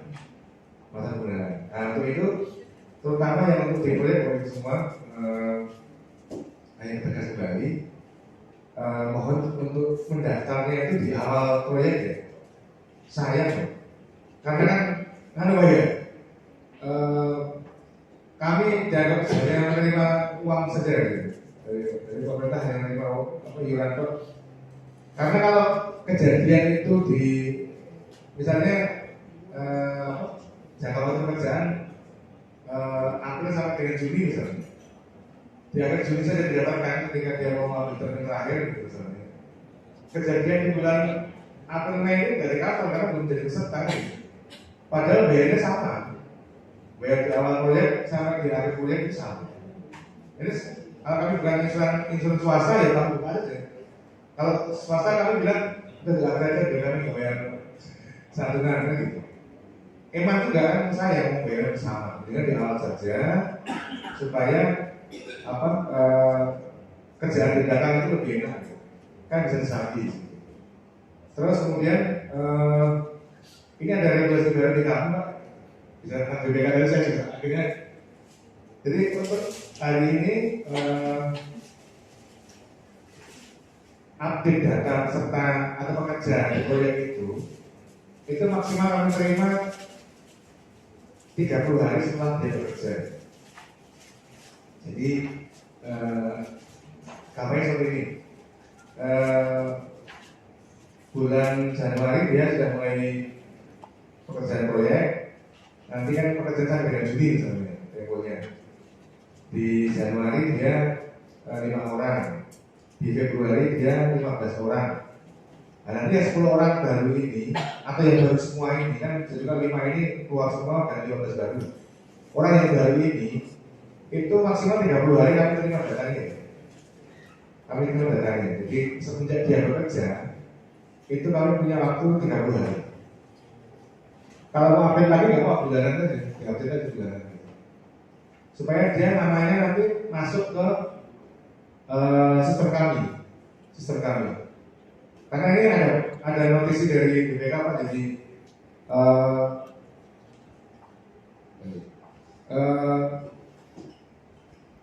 namanya munculnya sesuai kebutuhan. Jadi tidak terrecord ke sistem, tidak ada data base-nya nggak ada, tiba-tiba kalau ada kejadian baru melaporkan, itu tidak salah. Jadi nyun sewu kami tegaskan 30 hari cukup waktu itu untuk mereport ke kami. Bisa melalui email, bisa melalui WA yang di situ berbentuk lembaran ya yang ditandatangani oleh PIC, bukan WA gambar, bukan WA kayak orang percakapan ya. Jadi nulis di situ ada tantangannya, kirim ke kami gambar dan masalah. Nah, makanya waktu jadi Sleman Bapak izin untuk komunikasinya, kami sarankan teman-teman yang di Sleman di cabang Sleman saja lebih intens gitu, jadi komunikasinya lebih intens. Makanya saya tadi tawarkan, mumpung alhamdulillah saya kembali ke Sleman, saya dulu sebenarnya saya masih familiar dengan beberapa orang ketika saya dulu di cabang Jogja ya. Sebelum saya keliling-keliling itu saya masih memilih, jadi monggo nanti terkait dengan itu komunikasinya jalan saja. Begitu ya Bapak Ibu. Saya khawatir haknya teman-teman di lapangan itu tidak terbayarkan karena ada beberapa case itu sepertinya itu sepele ya, karena waktunya nggak ada misalnya, terus dia tidak terbayarkan itu. Padahal dia butuh perawatan yang menggunakan biaya tinggi ya, nominal tinggi harus operasi tulang gitu. Karena operasi tulang itu kalau indeksnya itu sekali buka operasi itu 8 juta loh. Satu ruas loh. Itu juga nanti bukanya kalau DPN kan, kalau sistemnya kan dia buka organ, pasang pen, terus observasi, terus recovery, dicopot lagi. Itu kan rangkaian dalam kasus kecelakaan kerja. Itu biayanya lumayan. Jadi kalau tidak nanti nggak jadi untung gara-gara itu. Dan kalau itu kedengar sama beberapa orang, kita lihat bisa Pak, itu ada NGO itu, ada case-case itu kalau di keluarga kadang-kadang dibuat zero accident, zero bayi diri.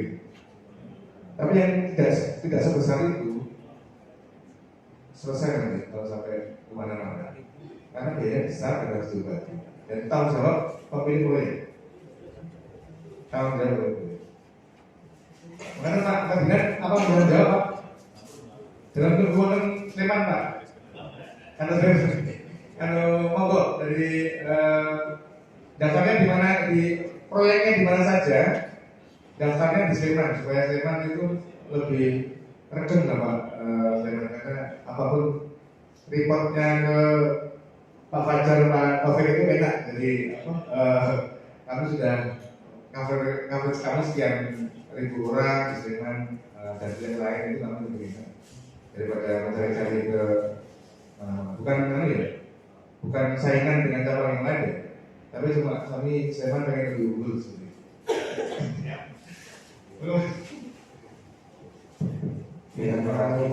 Bukan mau saingan tapi pengen menang.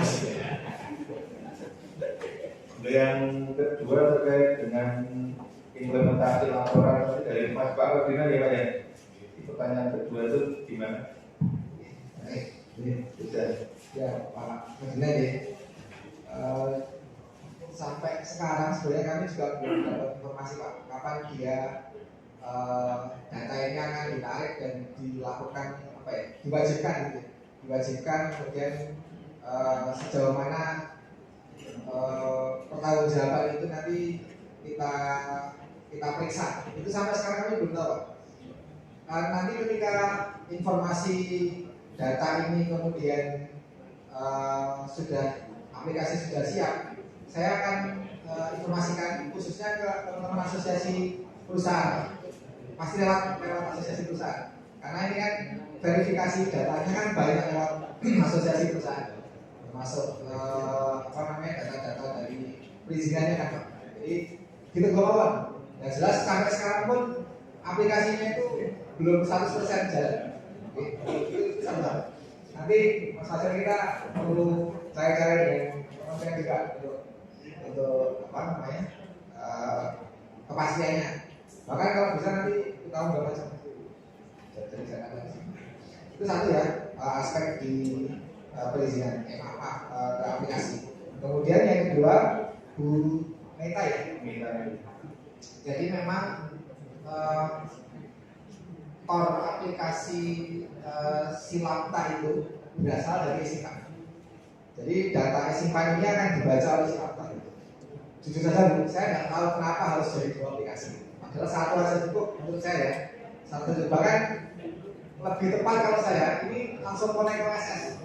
Dulu paling enak itu connect ke OSS, LPSC-nya juga diambil data proyeknya. Gitu.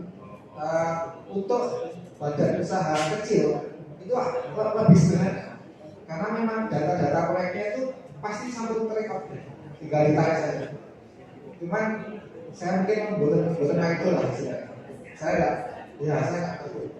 LPSC ini kan dikelola oleh KPP, sedangkan aplikasi usaha Jakpon itu di Kementerian PUPR. Jadi memang ya kadang-kadang dua institusi kan tidak selalu sejalan.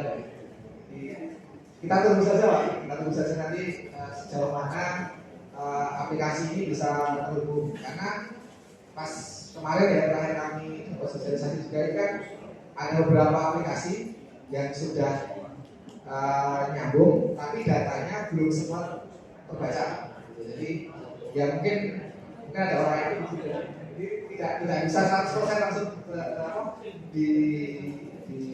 dijangkau gitu ya. Jadi enggak, ini sama-sama kita dulu ya. Jelas memang core dari silata itu dari simpang, sehingga memang simpang harus diisi dulu, baru kemudian bisa dibaca silata. Kemudian sedikit ya detail masuk ke tadi menu-menu yang di silata itu. Sebenarnya kalau yang tadi ya badan usaha kecil atau perorangan itu data proyeknya betul Bu, memang tinggal kita milih aja karena dia sudah terhubung. Cuman kalau yang kinerja manajemen dan proyek yang sampai video detail untuk yang menengah maupun spesialis itu memang harus manual ya. Memang dia sangat detail masuk tadi Pak dari laporan K3 kan juga salah satunya dia harus upload bukti kita daftar gitu. Memang ya itu memang harus manual, tapi saya kira kalau yang kecil tidak sejauh itu. Kira itu Mas Fajar dan Pak Yusuf. Terima kasih Mas Yudan. Mungkin sudah cukup belajar sudah. Ini juga sebenarnya kami juga masih belajar. Maksud saya kita di sini tadi saya sampaikan kita diskusi. Jadi nanti ketika ada dari Bapak Ibu yang sudah mencoba, kemudian ada permasalahan, nanti bisa kalau itu diperlukan nanti kita undang dari kementerian juga bisa. Jadi kita lewat Zoom bisa. Mereka juga terbuka sebenarnya terkait dengan apapun sebenarnya. Cuma ya ini ya mudah-mudahan saja semakin baik. Harapan kita semuanya seperti itu. Oke, mungkin ada lagi Bapak Ibu sekalian.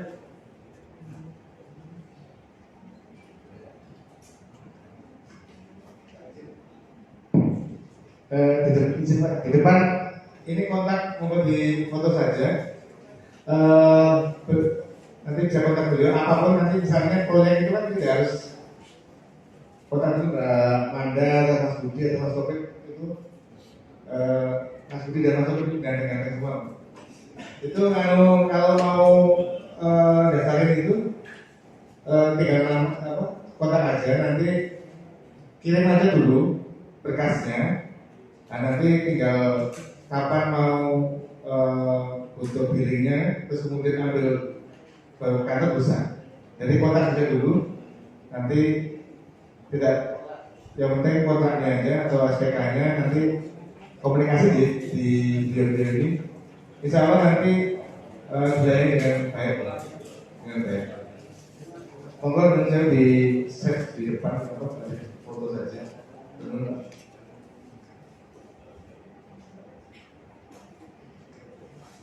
Kalau mungkin sambil menunggu juga nanti saya menanyakan juga dari Mas Yudan terkait dengan aplikasi ini.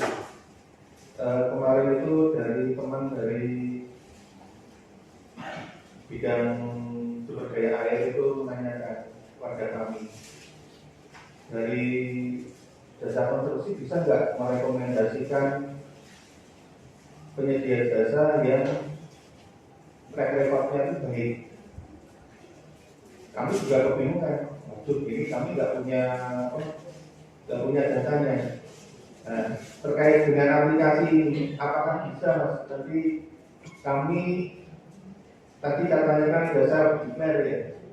Self declare itu kalau untuk yang kecil menengah, apakah itu bisa keluar penilaiannya? Jadi kalau secara sepintas saya lihat itu ada penilaian terkait dengan self declare ini. Nanti apakah itu bisa, karena kemarin ketika ada pemeriksaan itu juga sering ditanyakan juga pemilihan penyedia jasa ini dasarnya apa gitu. Kalau ini ada misalnya data yang seperti ini kan bisa kita gunakan untuk pemilihan penyedia jasa. Jadi kami juga kurang sreg dengan tadi yang mungkin di akhir disampaikan terkait dengan sanksi ya. Kalau kami lebih ke arah reward. Jadi ketika nanti ada di situ itu sudah diisi, sudah bagus, kemudian sesuai, dan nanti kita pilih yang bagus itu yang mana, nanti kita jadikan dasar untuk pemilihan penyedia jasa. Bisa nggak ini Mas? Mungkin ada contoh itu ya Pak, pengisian. Baik, ini menarik nih Pak, karena kami juga sering dapat pertanyaan yang sama. Jadi bisa nggak sih sebenarnya tools yang ada itu menunjukkan ranking gitu. Setidaknya kalau bukan ranking ya kelompok. Jadi kelompok hijau itu bisa kita pilih, kelompok kuning itu hati-hati kan, mungkin kelompok merah apa? Kelompok merah ini jelas tidak ada kisah, jadi saya pilih. Tapi kelompok hijau dan kelompok kuning kan. Ini bukan karena pemilu ya Pak ya. Jadi memang biasanya warna-warnanya di aplikasi itu warnanya begitu. Nah, cuman kalau di aplikasi yang Silapa, sebenarnya dia penilaian kinerjanya tinggi banget. Jadi dia kayak ada range penilaian gitu, sehingga ada semacam grade AAA, grade AA, grade A1, grade B gitu. Yang sayangnya karena data Silapa itu berasal dari Bapak Ibu sekalian, dari badan usaha, dan dia belum 100% link dengan aplikasi lain, sehingga kan belum komplit ya, segregasinya belum komplit. Jadi tidak bisa terbaca mana yang AA, mana yang AB itu belum bisa lihat. Cuman memang dulu yang sempat disampaikan oleh LKPP itu justru penilaian kinerja yang dilakukan PPK melalui FSC. Nah itu sebenarnya bisa kita capture, bisa kita lihat. Cuman setahu saya tidak bisa dilihat dari servernya lokal, maksudnya dari server daerah itu tidak bisa. Kita harus minta ke Jakarta. Jadi kayak kados apa ya, modeling gitu bisa kita capture, nanti bentuknya seperti Excel itu Mas, tapi filenya besar. Nah itu kalau memang dikasih saya kira bisa, dan itu kita bisa, menurut saya bisa komunikasi dengan teman-teman di LS di LP ya, di LP, karena datanya ada. Saya juga karena PPK kan harus kecil harus isi gitu sih. Jadi itu lebih sederhana sih nilainya. Dan itu kan menurut saya kalau di proses LPSE baik itu pengadaan langsung, katalog maupun di tender itu PPK menilai dia itu lebih hati-hati karena dia penilaian yang dilakukan PPK terhadap penyedia jasa itu bisa dibaca oleh semua yang punya akun Pokja, karena dia bisa baca di Sikap, bisa baca di Sikap. Jadi memang itu lebih hati-hati penilaiannya, dan saya kira itu menurut saya akan lebih fair, karena dia kalau tadi ya dalam area warna tadi dia pasti tidak merah gitu, itu tidak merah. Dia setidaknya kinerjanya pasti baik. Kalau jelek kan otomatis langsung proses begitu. Jadi atau sih pendekatannya baru bisa yang satu, karena yang tadi yang Silapa segregasinya lebih biasa. Kira-kira itu Mas Haji.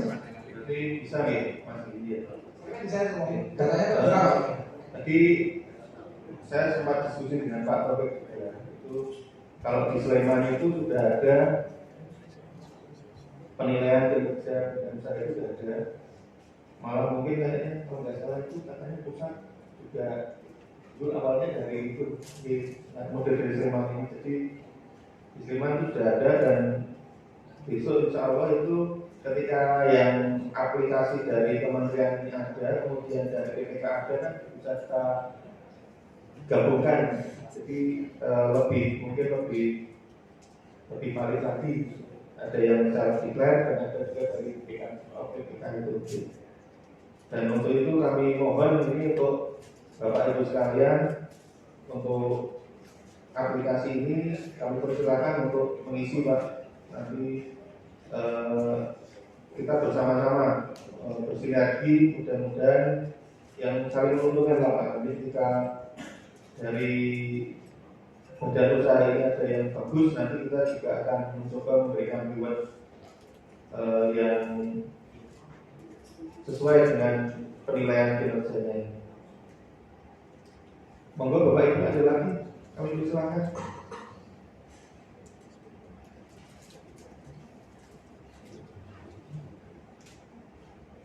Kalau untuk BPJS ini ada nggak Pak? Sama dengan yang fisik nggak? Kalau fisik kan biasanya ada range nilai nominal kontrak sekian sampai sekian itu sekian persen. Tadi yang terkait dengan nilai kontraknya itu atau sama atau ada bedanya Pak dengan pengawas konsultan ini Pak? Jadi sama, penilai kontrak. Penilai kontraknya ada. Nilai dari kontraknya itu ya. Tapi semakin besar semakin kecil. Iya. Kalau di kami semakin besar semakin kecil. Lalu yang di pekerjaan rutin itu tergantung dari jenis usahanya. Kalau yang ini yang ikuti nanti misalnya bulanan itu yang ikut di formal itu sama ya besok ya segitu ya. Kalau yang di fisik di lapangan itu tergantung dari kontrak besarnya.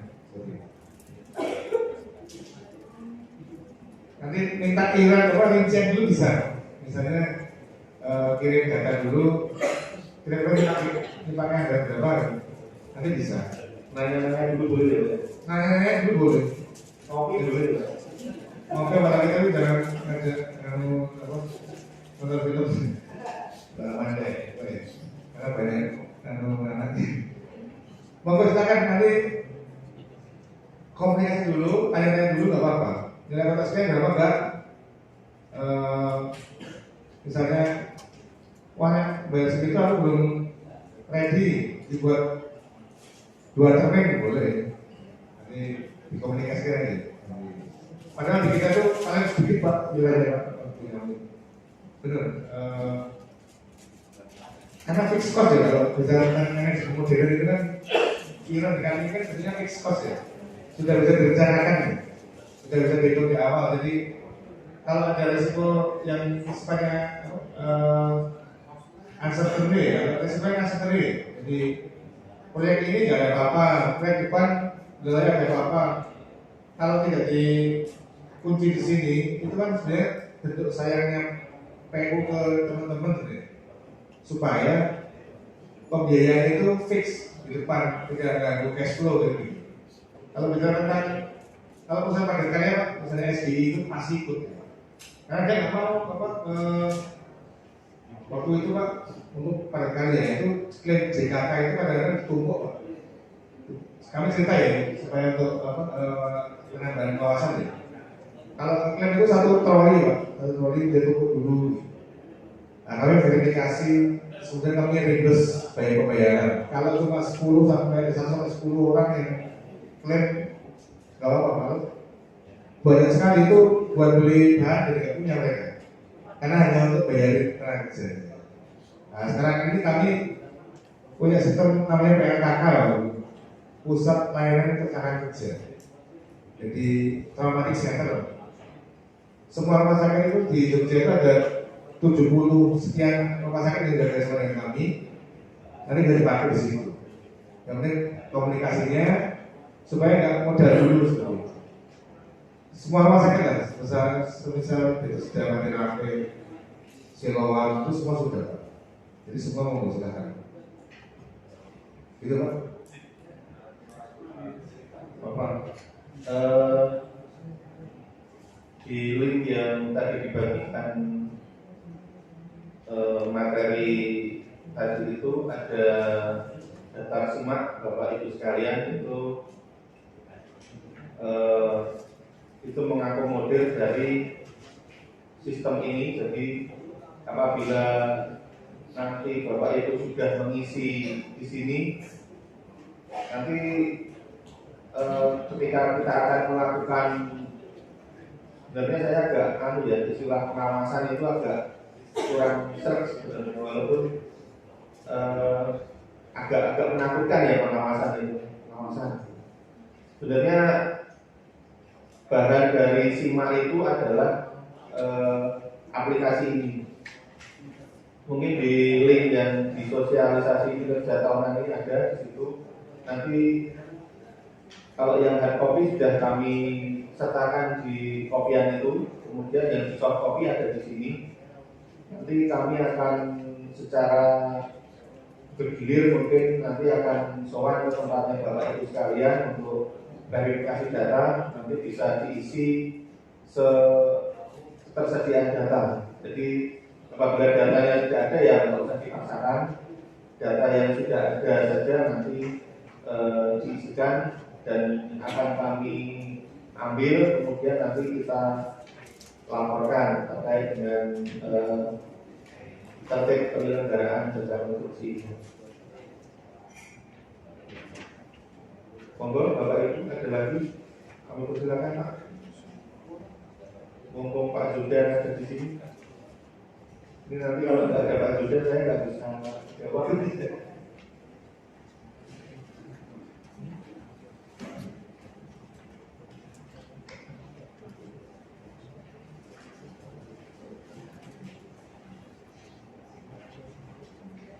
Ini kami juga mengundang dari perizinan sebenarnya dengan laporan tahunan ini, karena dari perizinan juga mereka mewajibkan, ya malah mungkin mereka lebih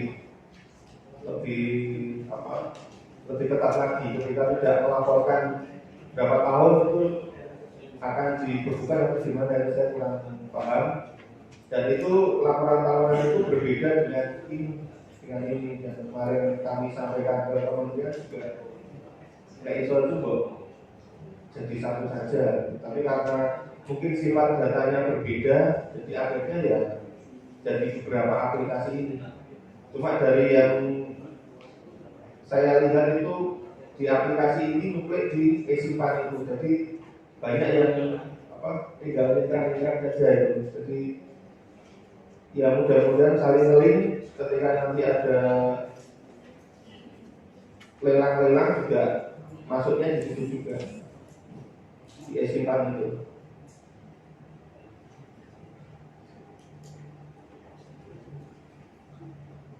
Dan juga Bapak Ibu, ada lagi yang atau kalau ada nanti misalnya sudah mundur ataupun ada hal-hal yang perlu didiskusikan, nanti bisa menghubungi kontak admin kami di 082322755922 yang di sini. Ini monggo nanti terkait dengan jasa konstruksi nanti bisa disampaikan di sini. Nanti mencoba kita untuk menjembatani terkait dengan kegiatan jasa konstruksi.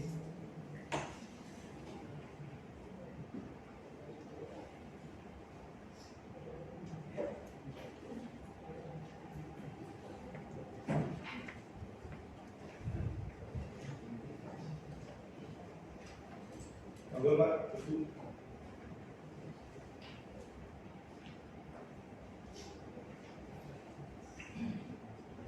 Saya kira sudah cukup ya. Waalaikumsalam Pak Mas Yudan, kita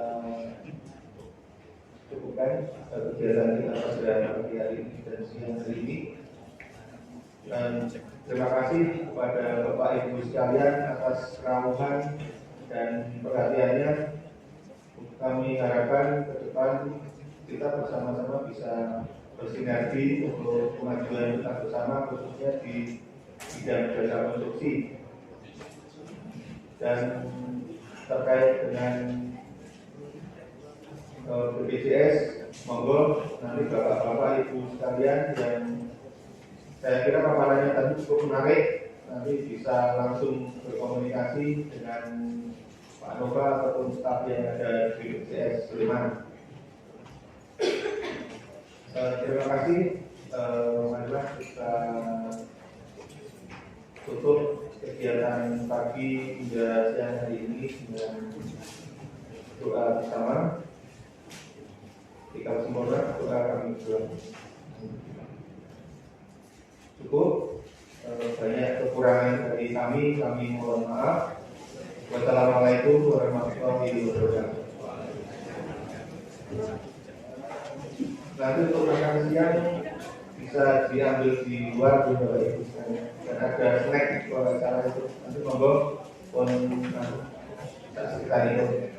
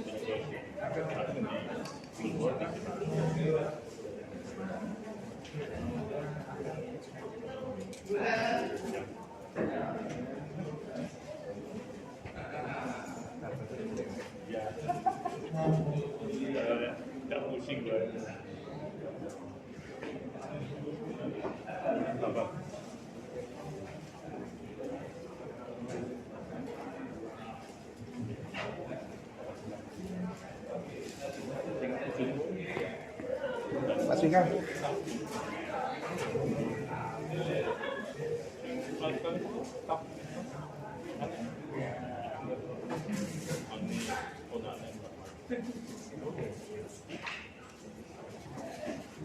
Pak Pacar.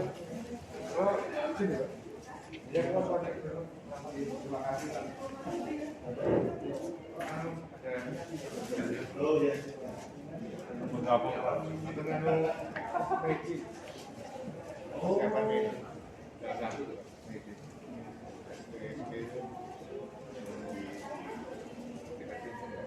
ya, betul.